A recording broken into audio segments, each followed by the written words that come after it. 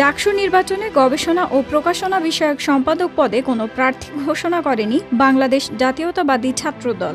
জুলাই গণঅভ্যুত্থানে আহত ঢাকা বিশ্ববিদ্যালয়ের শিক্ষার্থী সানজিদা আহমেদ তন্নির সম্মানেই এই পদ খালি রেখেছে সংগঠনটি। 20 আগস্ট দুপুরে ঢাবির অপরাজেয় বাংলার পাদদেশে ডাকসুর পূর্ণাঙ্গ প্যানেল ঘোষণার সময় এই ঘোষণা দেন ছাত্রদল সভাপতি রাকিবুল ইসলাম রাকিব। তিনি বলেন, গত বছরের 15 জুলাই সানজিদা আহমেদ তন্নির সেই রক্তাক্ত মুখ সবাইকে নাড়িয়ে দিয়েছিল। তার এই ত্যাগের জন্য আমরা এই পদে কোনো প্রার্থী ঘোষণা করছি না।